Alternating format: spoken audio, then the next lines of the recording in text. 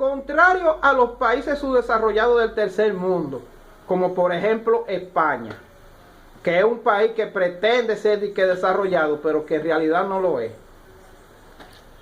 Reino Unido ha celebrado el día 4 de julio de 2024 sus elecciones al Parlamento de ese país. El Parlamento de ese país, a su vez, es el que elige al primer ministro, el jefe de gobierno, y a su vez a los demás miembros del gabinete. Estaban en disputa 650 asientos, escaños de la Cámara de los Comunes, alcanzando el Partido Laborista 410, una victoria aplastante, resultando entonces electo como primer ministro Keir Starmer, ya que en estos sistemas tipo parlamentario, los partidos participantes desde un poquito tiempo antes le dicen al electorado a quién es que ellos van a postular como primer ministro, mientras que el Partido Conservador, luego de 14 años ininterrumpido en el poder, alcanzaron la cifra de 131 escaños. Pero eso no se queda ahí.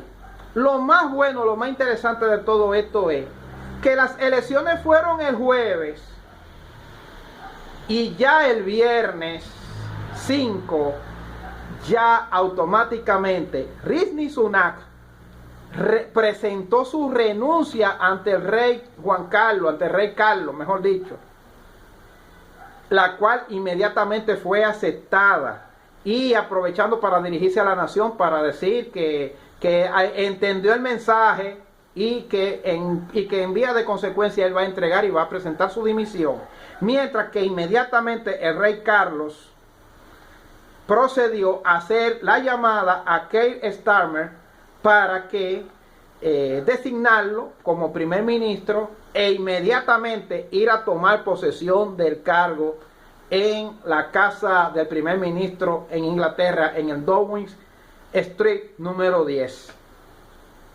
Oigan, qué bonito país, señores, ¿eh? Ahora, ¿a qué se debe que ellos sean así, de esa forma tan institucional? Porque todavía los votos se siguen contando en Reino Unido, todavía hasta hay en disputa 2 parlamentarios que tienen una competencia cerrada, y ya sin embargo ya las elecciones fueron ayer y hoy ya tienen primer ministro. ¿A qué se debe esto, señores? ¿Por qué España que está en Europa, no se comporta de esa manera? Miren, sucede, señores, que hay que irse a la historia. Reino Unido, desde el año 925 después de Cristo, con la coronación de Athelstan, ya ellos tienen un rey, ya ellos tienen una institucionalidad. Desde antes de Athelstan ya se decía que tenían un rey, el rey Arturo, el de la mesa redonda, un rey que inolvidable, un rey que hacía tantas cosas extraordinarias que se creía que era otra cosa, que era un dios. Desde ese entonces esa gente tiene esa institucionalidad, que no es lo que ocurre con España, porque España desde el año 711 hasta el mismísimo descubrimiento de América en 1492 estuvieron ellos dominados por los árabes. Ellos ni sabían lo que eran todavía. Mientras Reino Unido ya ellos tenían reyes, ya tenían instituciones, y ya escribían historias, y ya ellos eran una nación poderosa, preponderante. España todavía ni siquiera sabía lo que eran, porque ellos estaban dominados por los musulmanes, por los árabes, y duraron 8 siglos en esa condición de estar avasallados por ese imperio árabe musulmán de ese entonces.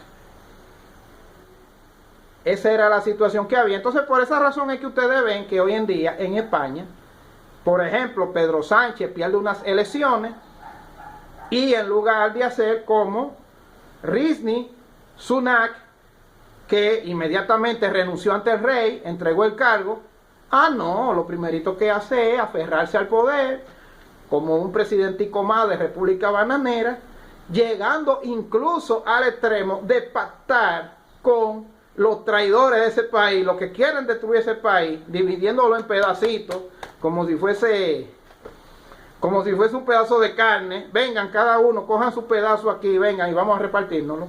Él mejor prefiere negociar con esa gente para que nos repartamos España en pedazos, siempre y cuando me dejen, aunque sea como un pedacito a mí, en vez de renunciar y dejarle el cargo al legítimo triunfador de estas elecciones, que fue el presidente que encabeza el Partido Popular de España.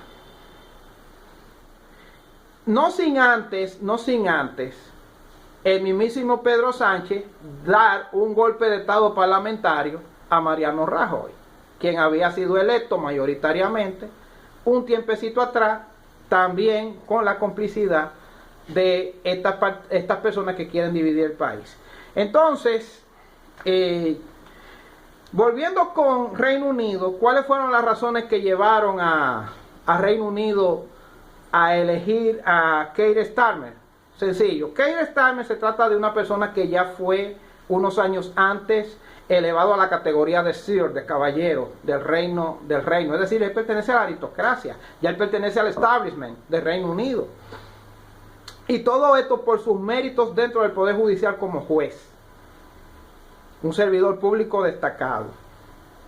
Ya entonces luego hizo carrera política dentro del Partido Laborista, pero desde el centro, sin asumir posiciones extremas.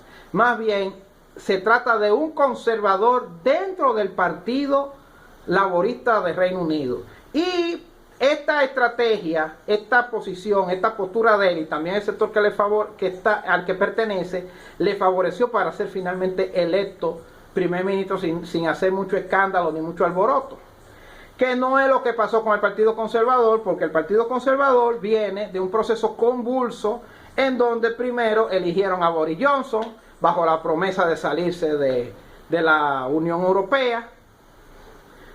Boris Johnson no dio la talla, no se salieron nunca de la Unión Europea, tuvo que renunciar, entonces eligieron a Liz Truss. Liz Truss tampoco pudo porque había una situación económica, y entonces finalmente se pusieron a inventar con poner a Rishi Sunak de ascendencia india. Entonces esa es la situación que hay en Reino Unido, que como ustedes se podrán dar cuenta, Reino Unido le lleva, imagínense ustedes, le lleva 1000 años de desarrollo a España, y ni se diga los 2000 o 3000 años de desarrollo que le llevan a estos paisitos de Latinoamérica.